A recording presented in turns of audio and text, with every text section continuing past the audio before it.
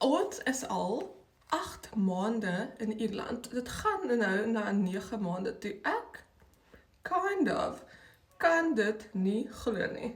Dis insane. Time flies when you are depressed. Anyways, ja, ek kan nie wag nie. Ek kom Suid-Afrika toe in September. Ek is so opgewonde. Ek kan nie wag nie. Ek gaan alles eet, alles in my gesig druk, al die spur, al die biltong, al die chips. Soos alles. So ja, super excited. Maar anyways, ek gaan op 'n stappie stap vandag. Jy weet, vir my mental health. So kom ek wys julle waartoe ek gaan en sommer hoe dit hier lyk. Dit is hoe dit hier buite lyk. Die son skyn, pragtig, pragtig. Baie mooi dag, niks reën nie. Fabulous.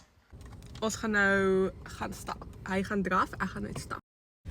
Kyk hoe mooi lyk dit hier buite. Dit is die enigste paadjie waar ons bly, waar daar 'n pad is, as jy half kan sê, en dan is dit plase rondom ons.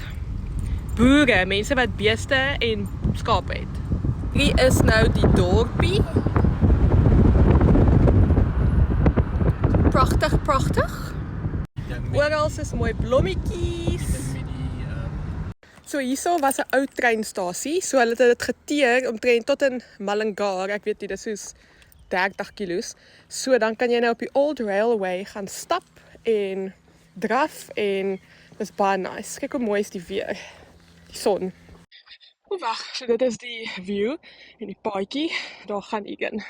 Ons klaar, ons gaan gou vinnig Super Value toe om pynpille te kry en dalk beans of iets of 'n ander burrito bowl.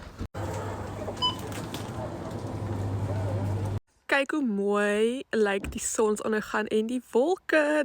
Ons is nou by die huis. Ons is nou by die huis, ons maak kos. Ons gaan 'n burrito bowl maak met lekker groente en al die lekker goedjies. Dit is ons burrito bowl. Very delish. En dis dit vir die dag. Nou gaan ons movie kyk en relax.